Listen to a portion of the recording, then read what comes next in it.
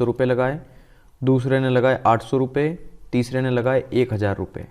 ठीक है, तो मैं पहले इसके बारे में थोड़ा सा बता दूं कि जो मुनाफा होता है, जो फ़ायदा होता है जितने भी रुपए का, वो हमेशा इनकी पूंजियों के अनुपात में बढ़ता है। ठीक है, पूंजियों के अनुपात में। ये पहला व्यक्ति, दूसरा व्यक्ति, तीसरा व्यक्ति। बस इसको सॉल्व कर लो। 2 जीरो से 2 जीरो से ये 2 जीरो कट गए। 2 तिया 6, 2 चौक 8, 2 पंजे 10। यहाँ पर ये लाभ आ गया, इनका लाभ का रेशो है ये। ठीक है, तो 3 और 4 7 और 5 12। हमारे हिसाब से इनका जो लाभ है तीनों का, ये फर्स्ट वाले का, दूसरे वाले का और तीसरे वाले का, तो ये है 12 और वो बोल रहा है कि 480 है। तो एक किसकी वैल्यू हो गई? 40 की। 12 चौक 48 होता है ना। एक 40 की वैल्यू है, तो पहले व्यक्ति को कितना लाभ होगा? पहले व्यक्ति को कितना है? 3, मतलब 3 की वैल्यू हमें निकालना है। तो 3 चौक 12, 120 रुपये का लाभ होगा उसको। ठीक है, चलो क्वेश्चन नंबर 2 देखते हैं। दो साझेदार एक व्यवसाय में क्रमशः 9000 और 10,500। देखो मैं एक चीज़ बता दूं, ये टाइपिंग हमारे द्वारा ही की गई है। ठीक है, तो कहीं कहीं कुछ मिस्टेक्स हो सकती है, तो आप उन पे ध्यान न दें। जो मैं बोल रहा हूँ आप उसको सुने। ठीक है, तो एक व्यवसाय में 2 साझेदार हैं। एक ने लगाए 9000 रुपये, दूसरे ने लगाए 10,500 रुपये। और यदि पूंजी निवेश के अनुपात में 6500 का एक लाभ बांटना पड़ता है, तो द्वितीय साझेदारी को कितना मिलेगा? मतलब दूसरे वाले को कितना लाभ हुआ इस 6500 के लाभ में, और उन्होंने इतने रुपए लगा करके एक जो बिजनेस शुरू किया था। ठीक है, तो पहले वाला ये है, ये दूसरे वाला है। ठीक है, तो पूंजी का अनुपात ये है, तो 2 जीरो से 2 जीरो कट गए।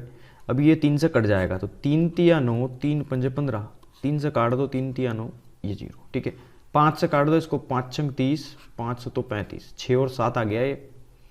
यहाँ पर पूंजी का निवेश ये है और वहाँ पर प्रॉफिट इतना दिया है, तो ये जोड़ दो, 6 और 6 12 और 1 13।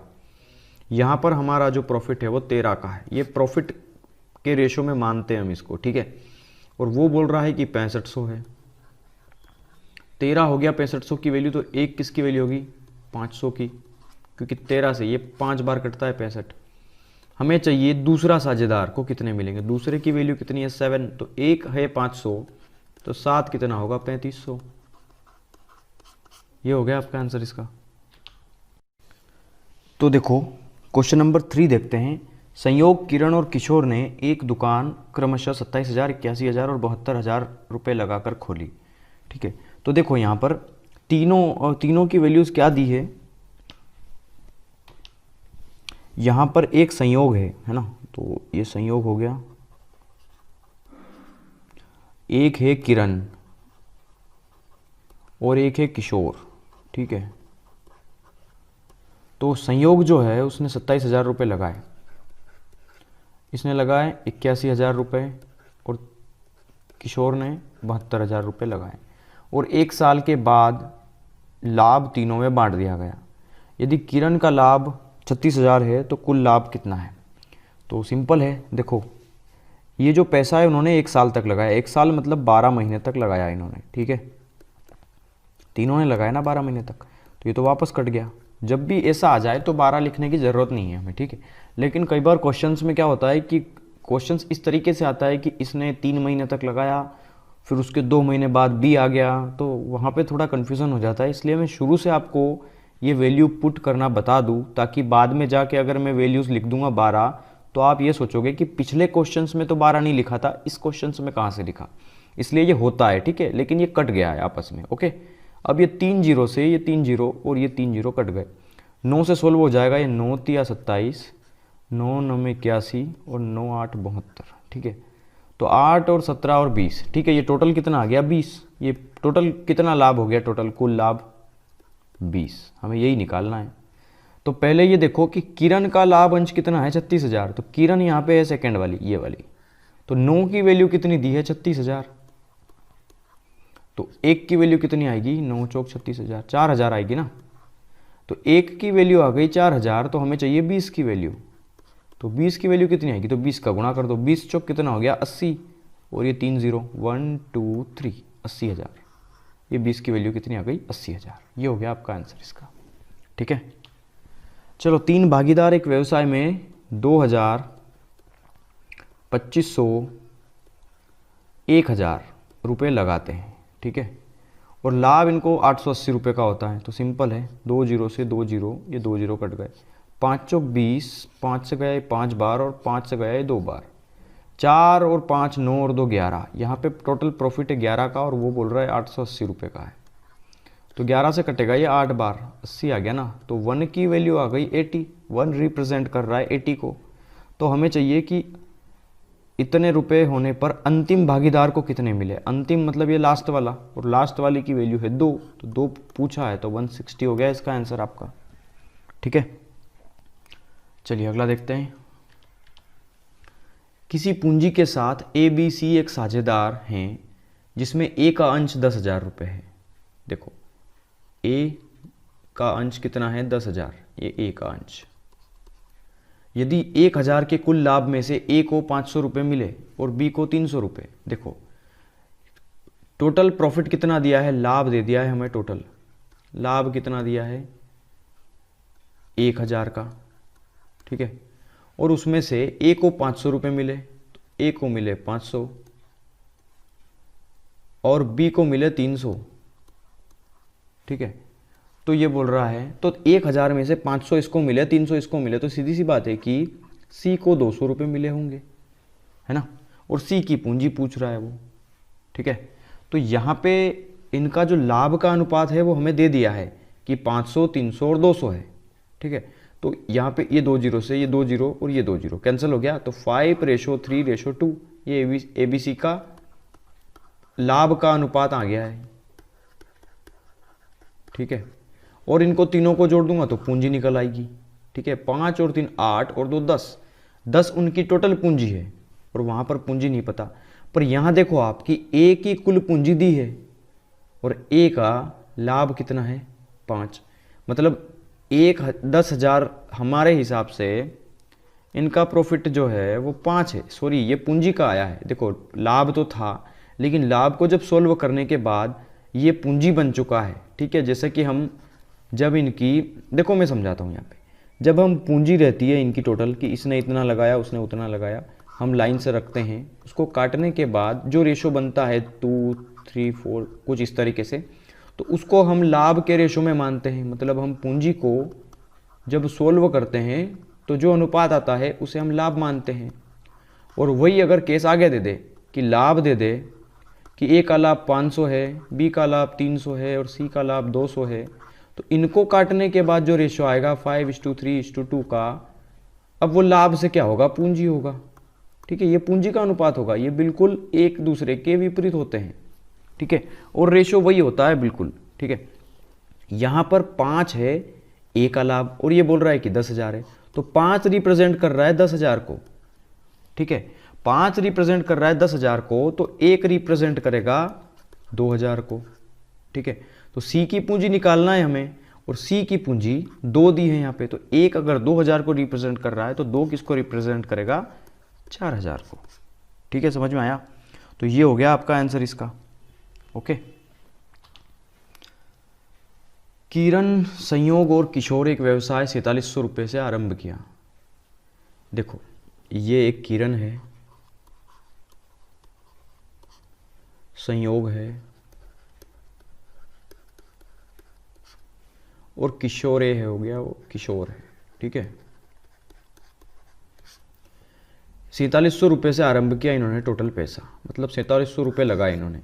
किरण ने संयोग से 500 रुपये ज़्यादा लगाए, संयोग से 500 रुपये ज़्यादा लगाए, किरण ने ज़्यादा लगाए संयोग से, और संयोग ने किशोर से 300 रुपये ज़्यादा लगाए।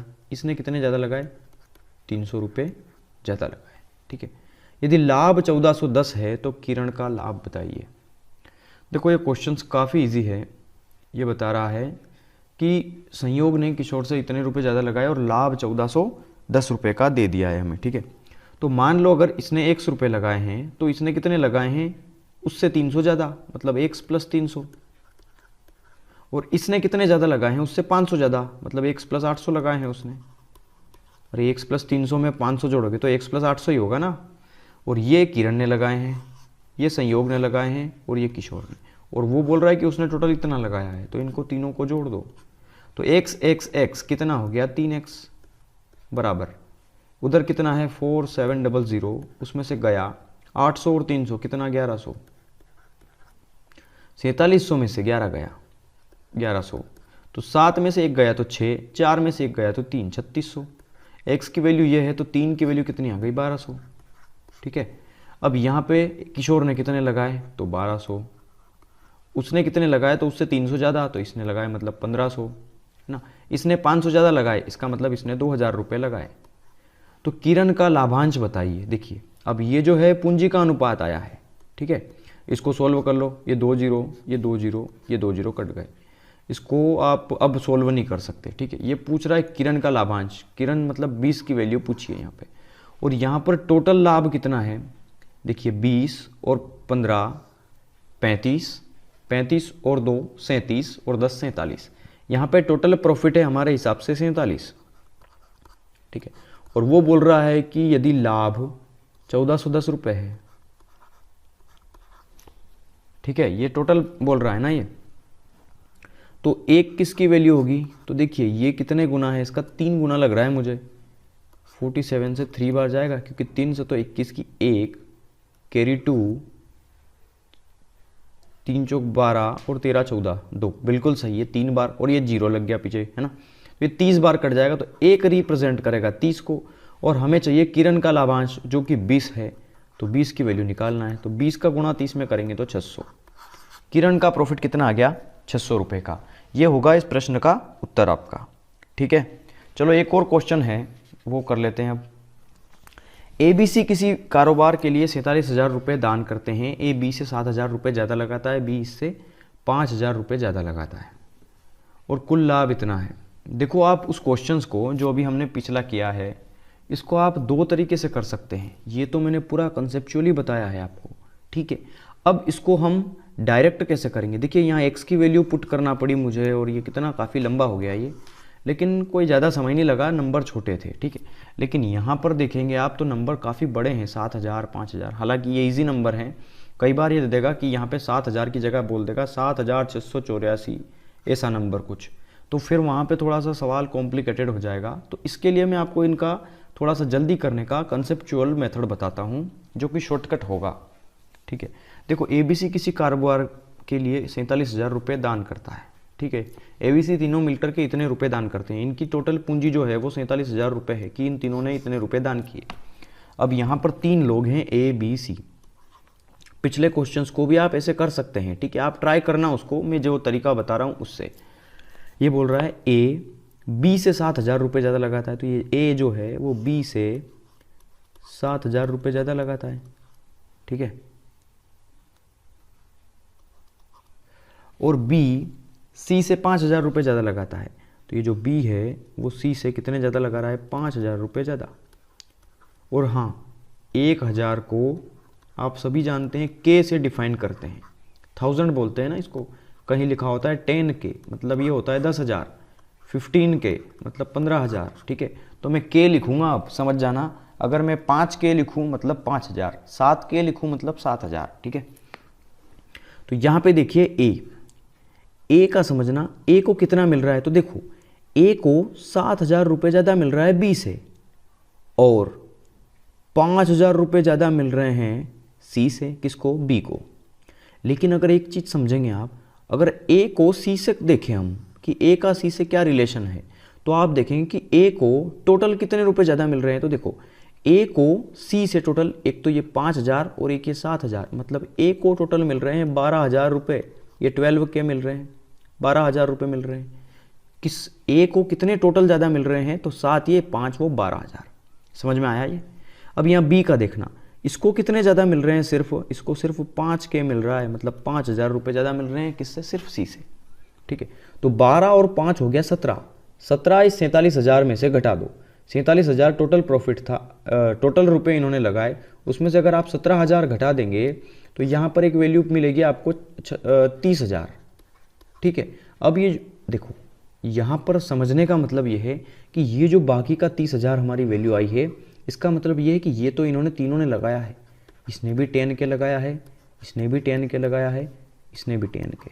कहने का मतलब ये है कि बाकी का देखो, ये जो एक्स्ट्रा पार्ट था ना 5,000 और 7,000, इसको हमने अलग लिख दिया, ए को इतना मिला, बी को इतना, सी का तो कुछ है ही नहीं।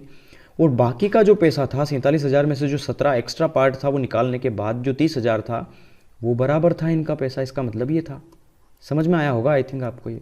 तो बस जोड़ लो टोटल। सी को मिला है 10,000, बी को मिला है 15,000 और ए को मिला है 22,000। देखो डायरेक्ट रेशो आ गया, ये के से के का मतलब ये 3 जीरो है ना, 22,000 मतलब 22,000 में 3 जीरो आते हैं, तो वो 3 जीरो से ये 3 जीरो और ये 3 जीरो कट गए, ये रेशो है यहाँ पे, ये डायरेक्ट रेशो आ गया आपका। पिछले सवाल में देखोगे आप तो यहाँ पर हमने x की वैल्यू यहाँ पे इतना जोड़ा था, फिर x की वैल्यू को सोल्व किया, फिर x की कोई एक वैल्यू आई उसमें हमने जोड़ा, फिर ये 1200, 1500, 2000 बना, उसके बाद एक रेशो निकाला हमने जो कि जिनको जोड़ने के बाद 47 आया। लेकिन यहाँ पे आपने डायरेक्ट निकाल दिया ये, ठीक है। समझ में आ गया होगा अगर, तो आप इसको जल्दी से कर पाएंगे। अब ये बोल रहा है कि कुल लाभ 9,400 रुपये का है। यहाँ पर देखेंगे आप तो 15, 10 और 15 हो गया 25, 25 और 22 कितना होता है 47। मतलब यहाँ पर टोटल लाभ जो है वो 47 का है और वो बोल रहा है 9400 का है, ठीक है। तो ये किससे कितनी बार कटेगा, 2 बार, मतलब 200 हो जाएगा। तो एक रिप्रेजेंट करेगा 200 को, तो हमें चाहिए बी का हिस्सा, और बी का हिस्सा कितना आया है 15, ठीक है। तो 15 की वैल्यू निकालना है हमें, तो 15 दूना 30 मतलब 3,000 हो गया आपका आंसर इसका, ठीक है। हाँ, ये जो पिछला क्वेश्चन था हमारा 500-800 रुपये ज़्यादा का, इसको आप करना है, आपको करना है ये, ठीक है। इस क्वेश्चन को आप करेंगे। चलिए क्वेश्चन नंबर 8 देखते हैं। ए और सी की पूंजी का अनुपात है 2:1। देखो ए सी का अनुपात कितना है 2:1। ए और बी की पूंजी का अनुपात है 3:2। देखो यहाँ ए अनुपात बी का जो रेशो है वो 3:2 में है। यहाँ पर ए कॉमन है, देखो यहाँ भी ए कॉमन है, यहाँ भी ए है, ठीक है। यहाँ पर ए 3 है, यहाँ पे 2 है, तो थोड़ा अलग है ये। तो सेम करने के लिए मैं क्या करूँगा, इस 3 का गुणा इधर कर दूंगा और इस 2 का गुणा इधर कर दूंगा, तो उससे क्या होगा ए बराबर हो जाएगा। जैसे 3 दूना कितना हो गया 6, 3 एकम हो गया 3, ऐसे ही 2 तिया हो गया 6, 2 दूना हो गया 4, ठीक है।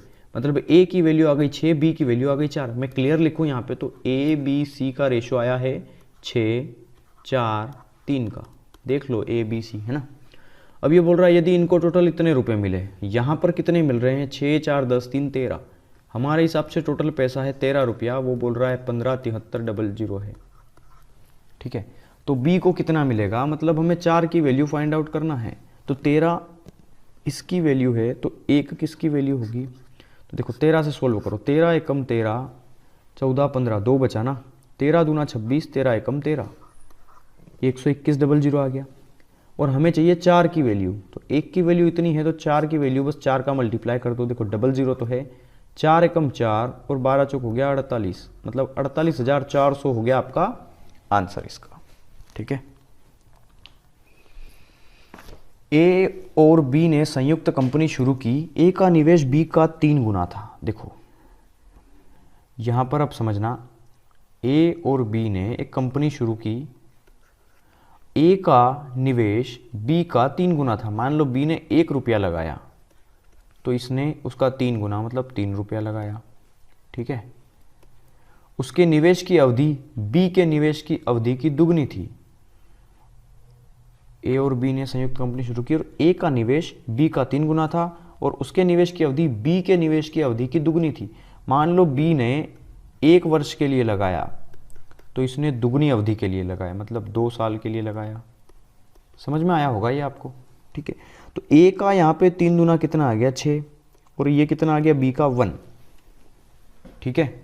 अब ये बोल रहा है कि अगर बी को लाभ के तौर पर 4,000 मिले तो उनका लाभ कितना है, मतलब बी की प्रॉफिट दिया है, मतलब बी की मतलब 1 की वैल्यू दी है, तो 1 की वैल्यू दी है 4,000 रुपये, तो उनका कुल लाभ कितना है, मतलब तो टोटल 6 और 1 7 की वैल्यू पूछी है, तो 7 चौक कितना हो गया 28,000। ये हो गया आपका आंसर इसका, ठीक है। एक व्यापार में एबीसी दोनों साझेदारों को 95,000 का कुल लाभ होता है। ए कुल पूंजी का आधा आधे समय के लिए लगाता है, बी कुल पूंजी का एक तिहाई समय के लिए लगाता है और तीसरा हिस्सेदार ने अपना हिस्सा पूरे समय के लिए निवेश किया। बी का हिस्सा कितना है? बहुत इजी क्वेश्चन है ये। देखो यहाँ पर 3 व्यक्ति हैं, ए बी और सी, ठीक है। अब ये बोल रहा है कि ए ने कुल पूंजी का आधा आधे समय के लिए निवेश किया, मतलब कुल पूंजी का आधा आधे समय के लिए निवेश किया, है ना। और बी ने कुल पूंजी का एक तिहाई समय के लिए निवेश किया और बाकी का जो भी है। तो जब भी ऐसा क्वेश्चन आ जाए ना तो बटे के नंबर देखना है। यहाँ पे क्या है 2 और यहाँ पे क्या है 3। 2 और 3 का एलसीएम आपको वो नंबर मानना है। तो 2 और 3 का एलसीएम कितना होता है? 6। तो मैंने मान लिया कि इस सवाल में टोटल कुल पूंजी कितनी है? 6। और समय टोटल कितना है? समय कितना है टोटल? वो भी 6। ठीक है, आप ऐसे सिंपली इसको कर पाएंगे इसको सोल्व, वरना 6 का कोई भी मल्टीपल 60 है, 600 है, 36 है, कुछ भी मान सकते हैं आप। ठीक है, तो मैंने मान लिया कुल पूंजी है 6 और कुल समय है 6। ठीक है, तो ये बोल रहा है कि ए ने कुल पूंजी का आधा, तो 6 का आधा मतलब 3 आधे समय के लिए, तो आधा समय भी हो गया 6 का 3। ठीक है, आधे समय के लिए लगाया। बी ने कुल पूंजी का एक तिहाई, तो इस पूंजी का एक तिहाई कितना होता है? 6 का एक तिहाई 2, मतलब बी ने 2 भाग लगाया। और एक तिहाई समय के लिए, तो समय भी मैंने 6 माना है, तो समय का एक तिहाई कितना हो गया? वो भी 2, इतने के लिए लगाया। ठीक है, तो ये है हमारी आगे वाली पूंजी और ये है समय, ये है पूंजी, ये है समय। और ये बोल रहा है कि तीसरे हिस्सेदार ने अपना हिस्सा पूरे समय के लिए लगाया।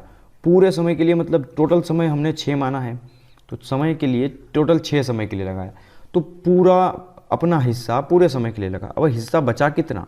देखो टोटल हिस्सा मैंने माना पूंजी का 6, उसमें से 3 ऑलरेडी ए लगा चुका है, 2 लगा चुका, बी जो है वो 2 लगा चुका है, तो 3 और 2 5 लगा चुके हैं, तो बचा कितना? सिर्फ 1।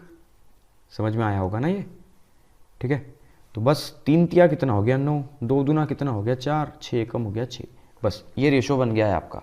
अब इसको आप सोल्व कर लें। यहाँ पर टोटल पूंजी कितनी है? 6 और 4 10 और 9 19। यहाँ पर टोटल पूंजी 19, वो बोल रहा है 95,000 है। जरूरी नहीं है आप 6 मानो, आप 600 मान के कर लो, आप 36 मान के कर लो, कोई भी जो इनका एलसीएम हो, और एलसीएम का कोई भी मल्टीपल। ठीक है, लेकिन एलसीएम लेंगे तो काफ़ी फ़ायदा होगा आपका। ठीक है, एलसीएम से जल्दी हो जाएगा। देखो छोटे छोटे नंबर थे, आप 36 लोगे, 18 17 25 में कहीं उलझ जाओगे। ठीक है, तो 19 पंजे 95 होता है, तो 5000 हो गया। ये एक की वैल्यू हो गई 5000। बी का लाभ में कितना हिस्सा है? बी की वैल्यू कितनी है? 4। एक अगर 5000 है तो 4 कितना होगा? 5 चौक 20,000। ठीक है, ये हो गया आपका आंसर इसका। एबीसी एक चारागाह किराए पर लेते हैं। ए उस पर 7 महीने तक 10 बैल चराता है। देखो ए बी सी, ए जो है 7 माह तक 10 बैल चराता है, बी 5 महीने तक 12 बैल चराता है और सी 3 महीने तक 15 बैल चराता है। तो किराया इतना है टोटल उसका, तो सी अपने हिस्से का कितना किराया देगा? सी का हिस्सा पूछा है, सिंपल है। देखो कहीं कट रहा हो तो काट दो आप। देखो 12 7 नहीं कट रहा है, तो ये हो गया 70, ये हो गया 60 और ये हो गया 45। कट जाएगा, सॉरी, देखो कट जाएगा, ये 5 से कट जाएगा ना। पहले सिंप्लीफाई करा करो इसको, ठीक है, जल्दबाजी नहीं करेंगे। 5 दूना 10, 5 और 5 दिया 15, तो 7 अभी भी कट रहा है क्या? नहीं, अब नहीं कट रहा। तो 7 दूना हो गया 14, ये हो गया 12 और ये हो गया 9। ठीक है, इनको आपको जोड़ लेना है, तो टोटल रेशो आ जाएगा आपका 12 और 9 21, 21 और 14 कितना हो गया? 5 और 3 35। मतलब यहाँ पर टोटल किराया कितना है? 35। तो हमारे हिसाब से टोटल किराया है 35 रुपया, वो बोल रहा है 175 रुपया है। तो 35 से ये कितनी बार में कट जाएगा? तो देखिए 35 दूना 70 और 35 चौके 140, है ना, 35 चौके 140, तो 35 पंजे 175 होता ही होगा। ठीक है, मुझे इतनी टेबल नहीं पता है, लेकिन इतना है कि हाँ यही होगा। ठीक है, 35 पंजे 175, बिल्कुल यही होता है। ठीक है, तो सी का अपने हिस्से में कितना किराया देना होगा? तो सी की वैल्यू कितनी है? 9। 1 अगर 5 के बराबर है तो 9 किसके बराबर होगा? 45 के। ये हो गया आपका आंसर इसका। ठीक है, एक्स और वाई एक व्यापार में साझेदार हैं। एक्स पूंजी का 1/3 9 माह के लिए और वाई भाग का 2/5 प्राप्त करता है, तो वाई का धन व्यापार में कितने महीने लगा था। देखो ये क्वेश्चन थोड़ा सा समझने वाला है। एक्स और वाई ये दो व्यक्ति हैं यहाँ पे। ठीक है, एक्स ने क्या करा, अपनी पूंजी का 1/3 भाग 9 महीने के लिए लगाया। तो पूंजी कितनी है आपको नहीं पता है, तो मान लो कोई एक्स पूंजी है, एक्स तो हम ऑलरेडी ले चुके हैं, तो मान लो कोई ए पूंजी है, उसका उसने 1/3 भाग 9 माह के लिए लगाया। कोई पूंजी एक ए थी, उसका 1/3 भाग 9 महीने के लिए लगाया। ठीक है, और ये बोल रहा है कि अब सोचो एक चीज़ कि बाकी बी ने इस वाई ने कितना लगाया होगा। इसने जब 1/3 भाग लगा दिया, 1/3 का मतलब जानते हो आप, अगर ए ने 1/3 भाग लगा दिया तो बी के लिए कितना बचा। अब अगर दो लोग हैं तो ये चीज़ समझना कि 1/3 लगा दिया, इसका मतलब ये जो 3 था ना वो कुल था, और उसमें से एक भाग जो है वो ए ने लगा दिया, तो टोटल भाग 3 है, और उसमें से अगर एक लगा दिया ए ने तो बचा कितना 2, जो कि बी का होगा। ठीक है, तो बी के लिए कितना बचा 2/3 है ना, और उसने कितने राशि, टोटल राशि तो वही ए ही है ना, तो ए का 2/3 बचा। अब ए का 1/3 उसने लगा दिया, तो ए का 2/3 इसने लगाया होगा। ठीक है, और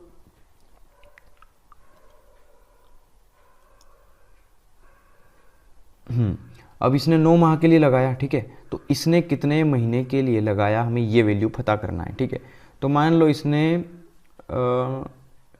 टी टाइम निकालना है ना, तो टी साल के लिए लगाया, टी महीने के लिए लगाया। ठीक है, और इसके बाद इनका जो प्रॉफिट है वो कितना है, तो देखिए वाई भाग का 2/5 भाग प्राप्त करता है।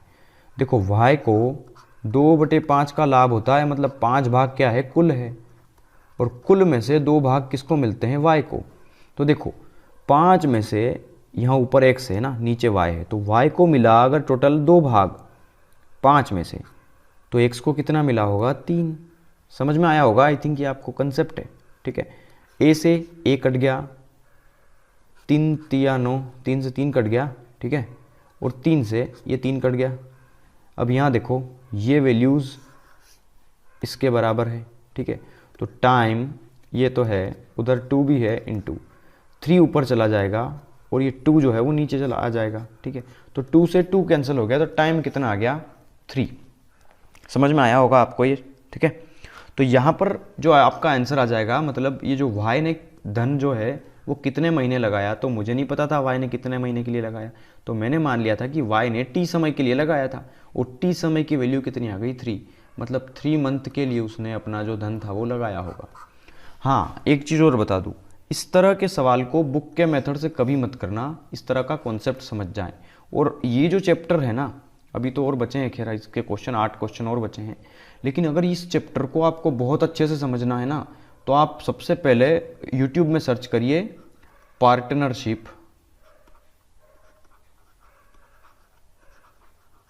ठीक है, लिख देना, बाय परफेक्शन एकेडमी। जब आप ये सर्च करेंगे परफेक्शन एकेडमी के द्वारा पार्टनरशिप, तो मैंने कुछ वीडियोस के कुछ क्वेश्चंस पहले करवाए थे, हालांकि 1 साल पहले करवाए थे, लेकिन वो क्वेश्चंस का जो लेवल है वो इससे 4 गुना ज़्यादा 5 गुना ज़्यादा है। ठीक है, 4-5 गुना ज़्यादा लेवल है, तो वो क्वेश्चंस आपको बहुत ही अच्छे से समझ में आएंगे वहाँ पे, और वहाँ से आपका कंसेप्ट समझ क्लियर हो जाएगा, तो ये वीडियोस आपको देखने की ज़रूरत भी नहीं लगेगी। और हाँ, उसके बाद मैं गारंटी देता हूँ कि किसी भी बुक का कोई भी क्वेश्चंस ऐसा नहीं होगा जो आप नहीं कर पाएंगे। 100% उससे आप किसी भी बुक का कोई भी क्वेश्चंस हो साझेदारी का, वो आप कर पाएंगे। ठीक है, देखिए क्वेश्चन नंबर 13 देखते हैं।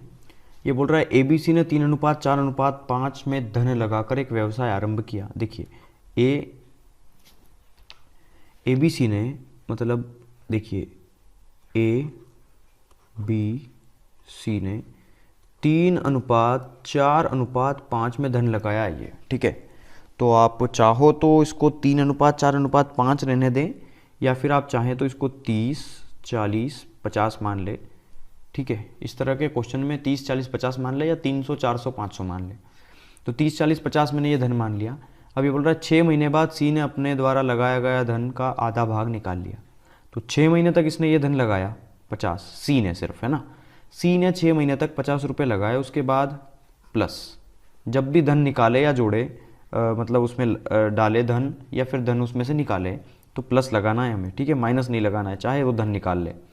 तो आधा धन निकाल लिया, ठीक है, तो आधा धन निकाल लिया मतलब 50 में से आधा निकाल लिया, तो बचा कितना, 25, और उसको लगने दिया कितने, वर्ष के अंत तक, मतलब 1 साल तक। तो 6 महीने तक पहले धन लग चुका था, अब कितना समय और बचा, 6 महीने का, ठीक है। यदि ए द्वारा लगाई गई धन की राशि 27,000 रुपये थी तो वर्ष के अंत में मुनाफा इतना है। तो चलो उसको तो छोड़ो, वर्ष के अंत में मुनाफा इतना है। तो मान लो इसने कितने महीने के लिए लगाए, 12, इसने भी 12 महीने के लिए धन लगाया, ठीक है। तो बस पहले इसको सोल्व कर लो। ये है 30 गुना 12, ये है 40 गुना 12, और इसको कर सकते हैं 5 छंग 30, ये 300, और 25 छंग हो गया 150, मतलब ये हो गया 450, 450 हो गया ना ये। तो इसको आप क्या कर सकते हो कि 45 गुना 10 लिख सकते हो इसको आप, 450 को 45 गुना 10, ठीक है। तो देखो अब ये 0 से 0 और ये 0 कट गया। अब आप इसको 3 से काट दो, ठीक है, तो 3 से कटेगा, 3 एकम 3, 3 पंजे 15, 3 चौक 12, 3 चौक 12, ठीक है। अब और किससे कट रहा है ये, 4 3 12 नहीं कट रहा है, ठीक है।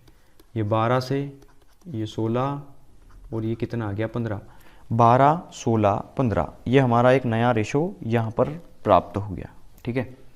अब ये बोल रहा है वर्ष के अंत में इतना मुनाफा हुआ, और यहाँ पर टोटल ए के द्वारा 27,000 रुपये लगाए गए हैं, ओके। तो ठीक है, ए ने 27,000 रुपये लगाए हैं, तो हमें ए और सी के हिस्से के बीच का अंतर फाइंड आउट करना है। तो पहले 12 जो है ए का हिस्सा है यहाँ पे, और वो उसकी वैल्यू कितनी दी है, 27,000, ठीक है। तो 12 की वैल्यू दी है 27,000, तो आप हर एक की वैल्यू निकाल लीजिए सबसे पहले। तो 12 की वैल्यू अगर 27,000 है तो एक की वैल्यू कितनी होगी, 27 गुना 1000, 27,000 को मैंने ऐसे लिख दिया बटे 12, ठीक है। तो 3 से काट दो इसको, तो 3 नम 27, 3 चौक 12, और 4 से इसको काट दो तो 250 बार कटता है ना ये, 25 चौक ये 100, और ये पीछे लग गया 0, ठीक है। तो 250 का गुणा कर दो 9 में, तो कितना आ जाएगा, तो एक की वैल्यू यहाँ पे आएगी, देखो 0, 9 पंजे 45 की 5, 4 बचा, 9 दूना 18 और 4 22, मतलब एक की वैल्यू आ गई है 2250। तो यहाँ पर इसकी वैल्यू कितनी आ जाएगी, 12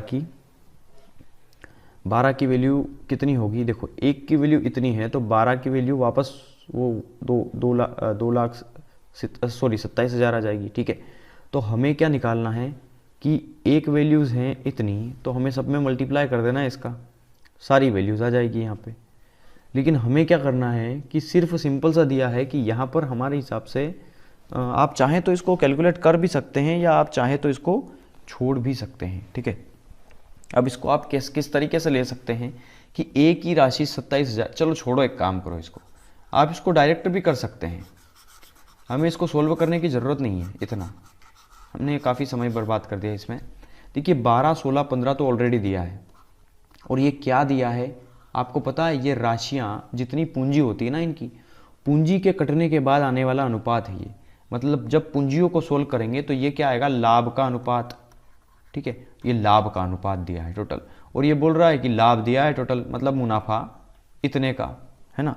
तो हमें चाहिए, देखो टोटल हमारे हिसाब से लाभ कितना है, इतना, तो 15 दूना 30 और 1 31, 31 और 2 कितने हो गए, 33, 33 10 43, मतलब इन तीनों को जब जोड़ा तो 43 आया टोटल मुनाफा, और वो बोल रहा है कि 86 है, तो 43 जो है वो 86,000 की वैल्यू हो गई। तो एक किसकी वैल्यू होगी, 2000 की, क्योंकि 43 का डबल है ना ये 86, एक 2000 की। तो ये पूछ रहा है ए और सी के हिस्से के बीच में अंतर क्या है, ए और सी के बीच में अंतर, मतलब 12 और 15 के बीच में कितने का अंतर है, 3 का। तो 3 की वैल्यू पूछी है, तो 3 दूना कितना होता है, 6000, ठीक है। ये 6000 हो गया आपका आंसर। वहाँ पर ए की वैल्यूज़ निकालने की ज़रूरत ही नहीं है हमें, ठीक है, वो हमें फाइंड आउट नहीं करना है, क्योंकि एक ही वैल्यूज निकाल लेंगे फिर से वही इक्वेशन बनेगी 12, 16, 15 की, तो क्या मतलब है उसको सोल्व करने का। ठीक है, क्वेश्चन नंबर 14 देखते हैं। देखिए एक व्यवसाय में 3500 रुपये में आरंभ करता है। देखो ए ने कोई बिजनेस है जो 3500 रुपये में शुरू किया और 5 महीने के बाद बी उसका पार्टनर बन गया। तो देखो बी उसका पार्टनर बन गया 5 महीने के बाद, और 1 वर्ष के बाद दोनों के बीच, तो 1 वर्ष के बाद दोनों के बीच 2:3 में लाभ को बांट दिया गया। ठीक है, तो बी का पूंजी निवेश बताना है, ये बी की वैल्यू हमें बताना है। तो यहाँ समझना, ए ने 3500 रुपये लगाए और 5 महीने के बाद बी उसका पार्टनर बन गया, साझेदार बन गया। तो बी जो है वो 5 महीने लेट आया और 1 साल का टोटल समय था, तो वो 5 महीने के बाद आया। मतलब बी ने जितनी भी पूंजी लगाई वो सिर्फ 1 साल में से 5 महीने कम लगाई, मतलब सिर्फ 7 महीने तक लगाई। मतलब देखो यहाँ से ए ने शुरू किया काम और 5 महीने हो गए तब तक बी नहीं आया, और 5 महीने के बाद यहाँ पे जाके कौन आ गया, बी आ गया। अब यहाँ पे बी आया है और ये पूरा 1 साल का समय था, ये 7 महीने का समय बचा और है ना, यहाँ पे आ गया बी। तो बी ने अब पूंजी यहाँ पे लगाई अपनी, तो बी ने पूंजी लगाई तो बी ने सिर्फ 7 महीने के लिए लगाई ना, क्योंकि ए ने तो सिर्फ ए ने कितनी लगाई, तो देखो ए ने 5 महीने इधर लगाई और 7 महीने इधर, मतलब ए ने तो टोटल 12 महीने के लिए लगाई। ठीक है, और बी ने कितनी पूंजी लगाई तो नहीं पता, वही निकालना है। तो मान लो एक पूंजी लगाई जो कि 7 महीने के लिए। ठीक है, तो बस सोल्व कर लो, बहुत इजी क्वेश्चन है। 7 से कट जाएगा ये 7 पंजे 35, 500, 2 से कट जाएगा ये 6 बार, तो 6 पंजे कितना हो गया 30, 6 पंजे 30, मतलब ये 3000, और 3000 का गुना करोगे 3 में तो 3 तिया 9000 रुपये। ठीक है, तो ए ने कितनी पूंजी लगाई, सॉरी बी ने तो 9000 रुपये।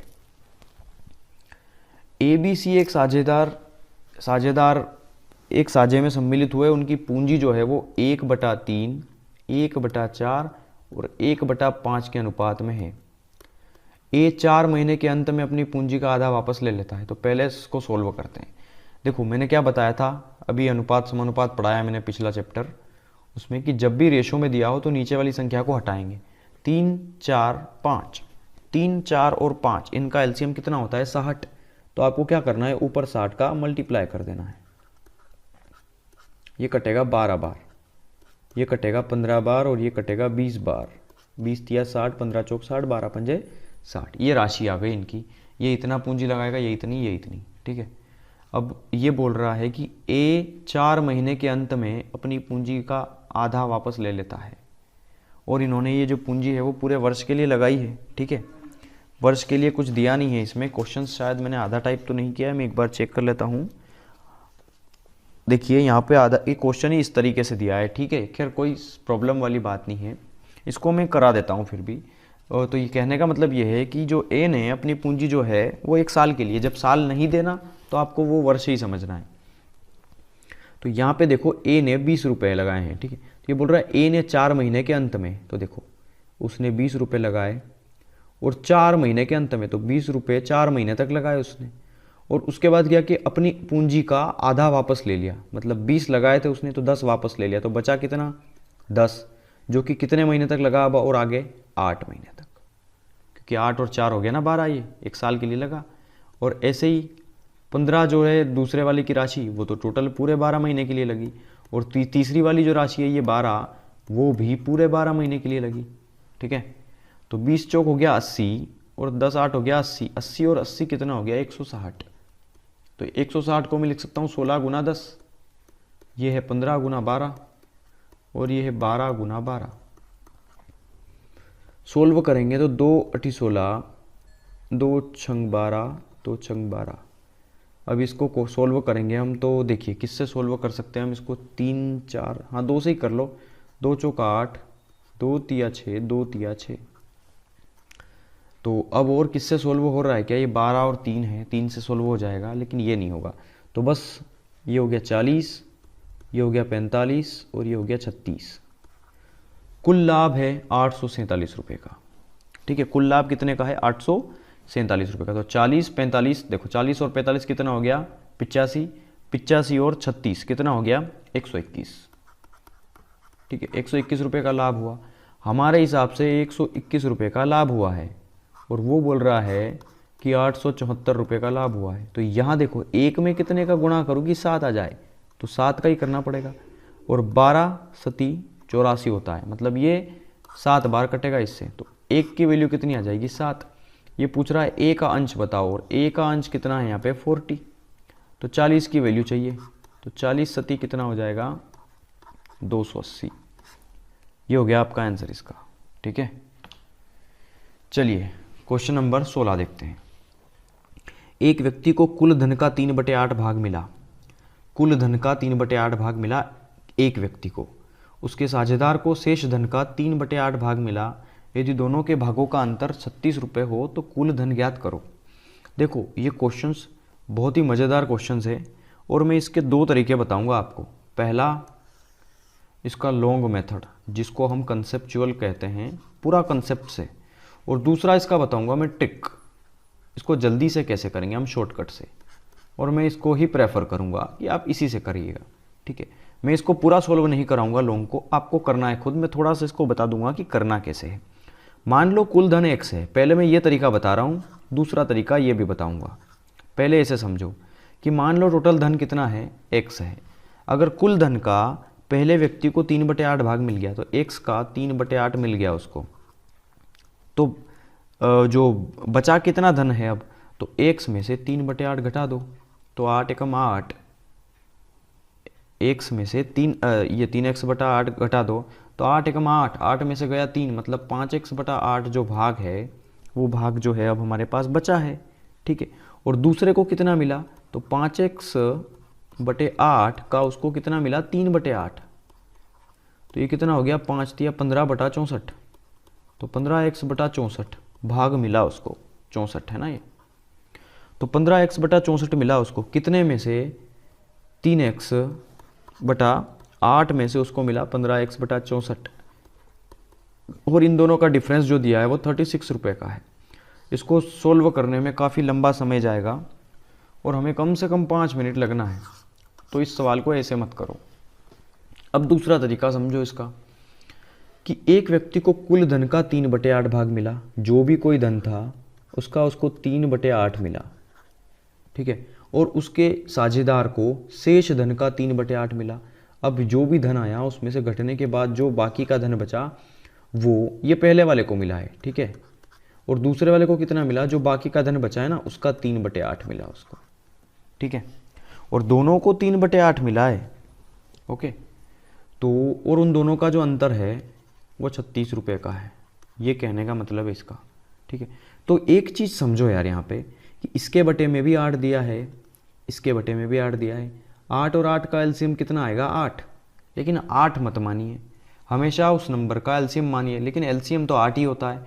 तो जब एलसीएम छोटा पड़ रहा हो तो उस एलसीएम का स्क्वायर कर दो। 8 का स्क्वायर कितना हो गया 64, वो मान लो। तो 64 मैंने मान लिया कि 64 टोटल धन है इनके पास। ठीक है, किसी व्यक्ति के पास 64 का टोटल धन है। अब उस 64 का एक को मिला 3/8।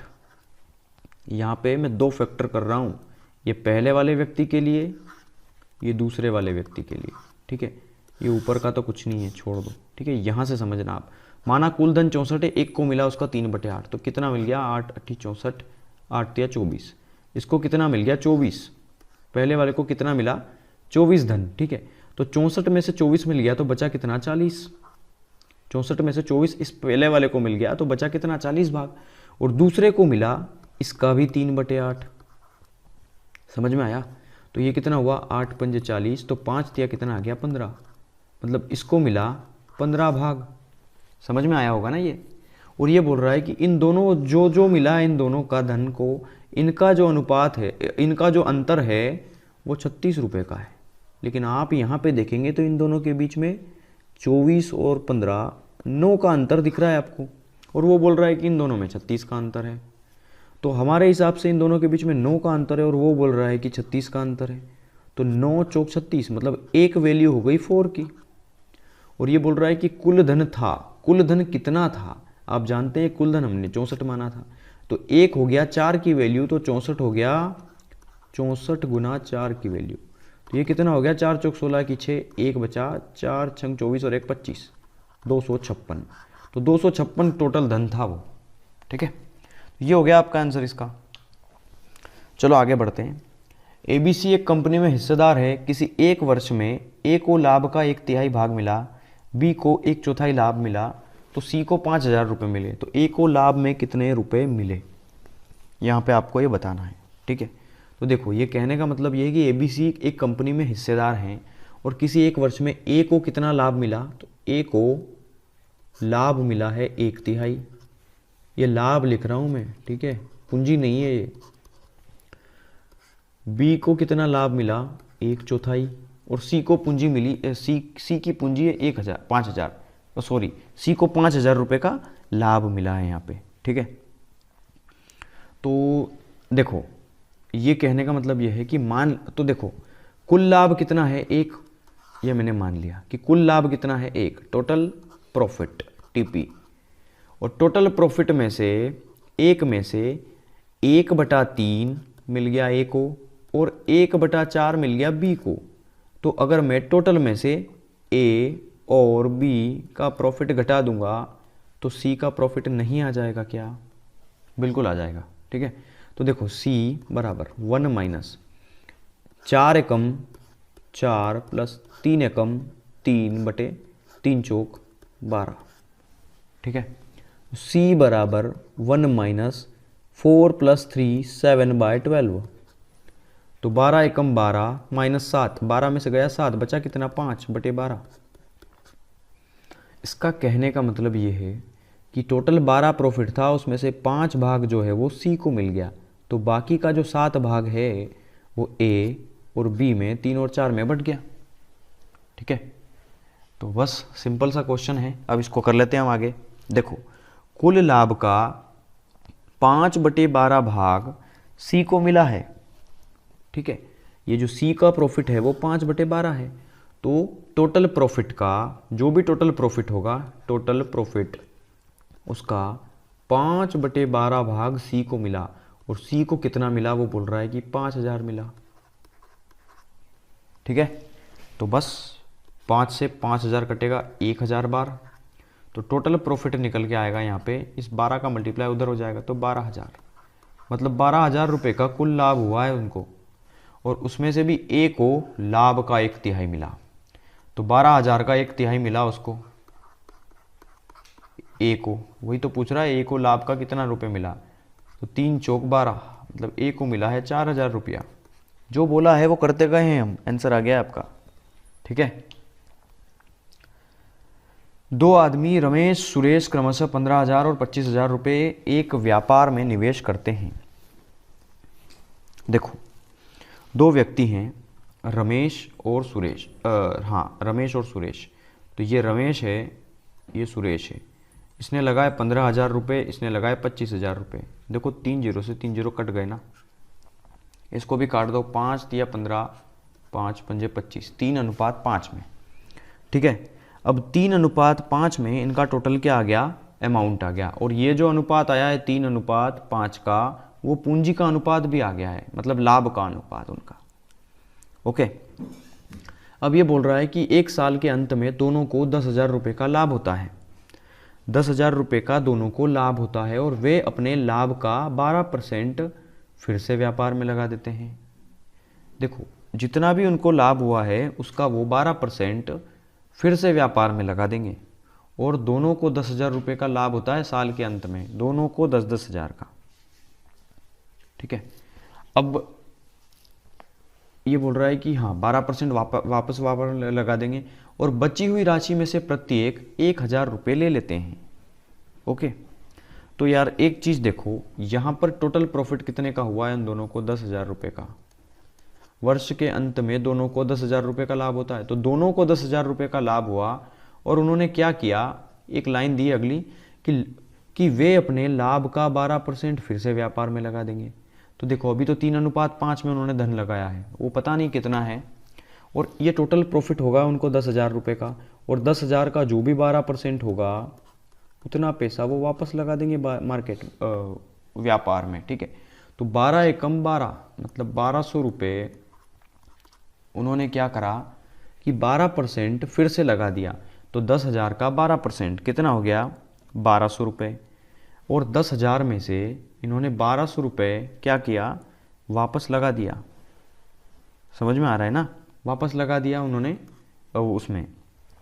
ओके, तो इनका टोटल लाभ कितना था, ये तो उन्होंने वापस लगा दिया उसमें, तो इनके बावजूद उनका टोटल लाभ कितना था। तो देखिए 10,000 में से 1,200 रुपये तो उन्होंने व्यापार में फिर से लगाया, तो बचा कितना, 8,800 रुपये। ये उनका बचा हुआ लाभ है, जो कि इन दोनों को इस पूंजी के अनुपात में बांट रहा होगा। और बाकी का जो लाभ था 1,200 रुपये का, ये तो उन्होंने वापस पूंजी उसमें लगा दिया। ठीक है, मतलब ये जो 8,800 रुपये है वो 3:5 में बांटा गया है, और बाकी का जो एक्स्ट्रा पार्ट है वो वापस इसके अनुपात में लगा दिया गया है। मतलब ये जो शेष पार्ट है ये इस रेशो में बांटना है हमें। ठीक है, लेकिन ये बोल रहा है कि बची हुई राशि में से प्रत्येक 1,000 रुपये लेते हैं, और हर एक आदमी बची हुई राशि में से 1,000 रुपये लेते हैं। तो मान लो अगर इसमें से 1,000 रुपये ए भी ले लेता है और 1,000 रुपये बी भी ले लेता है, तो सिर्फ 2,000 रुपये इसमें से तो कम हो जाएंगे। ठीक है, ये जो बची हुई राशि है ना अब इसमें से टोटल प्रॉफिट में से, और 1,200 रुपये का तो उन्होंने वापस लगा दिया, और बचे कितने थे फिर 8,800, और 8,800 में से भी 1,000 रुपये वो ले लेते हैं, तो बचे कितने अब सिर्फ, तो 8 में से गया 2, तो बचा 6,800 रुपये। अब 6,800 रुपये को आपको इस रेशो में बांटना है। ठीक है, कुछ और दिया है क्या, तथा फिर बची हुई राशि में उनके मूल निवेश के अनुपात में बांट लेते हैं। देखो मूल निवेश का अनुपात ये है 3:5, और ये जो बाकी की बची हुई राशि है वो इस अनुपात में हमें बांटना है। अब समझ में आ गया आपको। तो बस सिंपल सा कैलकुलेशन है, आपको कुछ नहीं करना है। देखिए इसको भी 1,000 रुपये मिल चुके हैं, इसको भी 1,000 रुपये मिल चुके हैं। ठीक है, लेकिन हम जोड़ नहीं पाएंगे इसको। क्यों नहीं जोड़ पाएंगे, क्योंकि यहाँ भी रेशो में दिया है, एक ओरिजिनल वैल्यू नहीं दी है। ठीक है, और 1,000 रुपये दोनों को मिले ना ये, तो वो 1,000 है ये। लेकिन अब हम इसको बांट देते हैं, तो देखो 6,800 रुपये का टोटल लाभ हुआ हमें, और टोटल लाभ यहाँ पे कितने का है, 8 का। ठीक है, तो हमें किसका हिस्सा चाहिए, रमेश का हिस्सा। तो रमेश का हिस्सा कितना है यहाँ पे 3, हमें 3 की वैल्यू निकालना है। तो बस इसको थोड़ा सा हमें सोल्व करना पड़ेगा। तो देखिए इसको आप एक काम कर सकते हैं, यहाँ पे लिख सकते हैं 68, और 6800 को लिख सकते हैं 68 गुना 100। ठीक है, और आप इसको लिख सकते हैं 8 को 4 गुना 2। ठीक है, समझ में अच्छे से आएगा, देखना 4 से 100 कटेगा 25 बार, 2 से ये कटेगा 34 टाइम, तो ये हो गया 25 या 75, और 75 में 34 का मल्टीप्लाई कर लेना है आपको। ठीक है, तो 75 में 34 का मल्टीप्लाई आपको कर लेना है, तो बस कर लीजिए 75 में 34 का मल्टीप्लाई। तो ये हो गया 5 चौक 20 की 0, 2 बचा, 7 चौक 28, और ये हो गया 2 30, 5 तिया 15, 1 बचा, 7 तिया 21, और 1 हो गया 22, मतलब 2 5 5 0, 2,550। 2,550 जो है वो रमेश को मिला जब इस रेशो में बांटा हमने, है ना। तो रमेश को मिला इतना, लेकिन उसको 1,000 रुपये और मिला है। देखो ये बताया ना कि बची हुई राशि में 1,000 रुपये और ले लेते हैं ये, तो 2,550 नहीं मिला उनको, एक्चुअली उनको मिला है 3,550, क्योंकि ये 1,000 रुपये उसमें भी जोड़ना भी तो पड़ेगा। 1,000 रुपये बटे ना अलग से उसको, 1,000 देखो 10,000 का टोटल लाभ हुआ, उसमें से 12% तो उन्होंने व्यापार में लगा दिया, तो बचा कितना था 8,800, और 8,800 में से प्रत्येक 1,000 रुपये रख लेते हैं अपने पास। तो 1,000 इसने रखा, 1,000 इसने रखा, मतलब 3,550 रुपये जो है वो इसका रमेश का हिस्सा है। चलिए क्वेश्चन नंबर 19 देखते हैं। एक व्यक्ति 3 योजनाओं में 6 वर्ष, देखिए 6 वर्ष, 10 वर्ष और 12 वर्ष के लिए क्रमशः 10% की दर से, 12% की दर से और 15% की दर से धन निवेश करता है। ठीक है, तो योजना, प्रत्येक योजना अवधि पूरी होने पर उसे समान राशि है उस निवेशों का अनुपात। अच्छा, वो पूंजियों का अनुपात पूछा है, तो ठीक है पूंजियों का अनुपात पूछा है तो कुछ भी नहीं करना है आपको, सिंपल में मल्टीप्लाई कर लेना है किन किन का, वर्ष का दर में,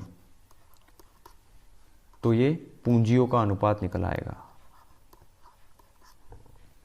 ठीक है, 10 में 6 का मल्टीप्लाई होगा 60, 12 में 10 का मल्टीप्लाई होगा 120, और 12 में 15 का मल्टीप्लाई होगा 180। ठीक है, ये एक नया रेशो आया है और मान लो ये पहली पूंजी थी ए, ये दूसरी पूंजी थी बी, ये तीसरी पूंजी थी सी। यहाँ सी ए इंटू 60, देखिए इसको सोल्व कर लो। 60 एकम 60, 60 दूना 120, 60 दिया 180, मतलब 1A ratio 2B ratio 3C। ये रेशो आ चुका है तीन पूंजियों का। पहली पूंजी का ये पहली पूंजी 1, दूसरी पूंजी 2, तीसरी पूंजी 3 है, ठीक है। तो निवेशों का अनुपात बताना है हमें। तो देखो ये तो अनुपात नहीं है ना, क्योंकि मैंने बताया है कि जब भी रेशो में सवाल आए तो हमें ऊपर वाले नंबर को हटाना है, और जब बराबर में आए तो नीचे वाली वैल्यू को। तो 1, 2 और 3 इनका एलसीएम ले लो, तो इनका एलसीएम आएगा 6। 6 से डिवाइड कर दो तो बस 2 तिया 6, 3 दूना 6। ए की वैल्यू आ गई यहाँ पे। देखिए ये बराबर है ना, सारी पूंजियाँ आपस में, रेशो नहीं है ये, सॉरी बराबर है ये, ठीक है, बराबर आएगा। तो यहाँ पर ए की वैल्यू कितनी आएगी 6, बी की वैल्यू आएगी 3 और सी की वैल्यू आएगी 2। तो 6, 3, 2 ये एबीसी का रेशो आ गया। तो 6:3:2 ये हो गया आपका आंसर इसका, ठीक है। क्वेश्चन नंबर 20, क्वेश्चन नंबर 19 ही है, बिल्कुल रिपीट हुआ है बुक में ये 2 बार, ठीक है। और हाँ, ये वाली जो लाइन है उसमें वो आगे लिख रखी है, और ये वाली लाइन जो है वो पीछे लिख रखी है। बाकी आंसर भी वही आएगा और सॉल्यूशन भी उसका वही है, ठीक है। तो ये चैप्टर भी हमने ख़त्म कर दिया है। तो हाँ, लाइक कर दो यार वीडियो को, ठीक है।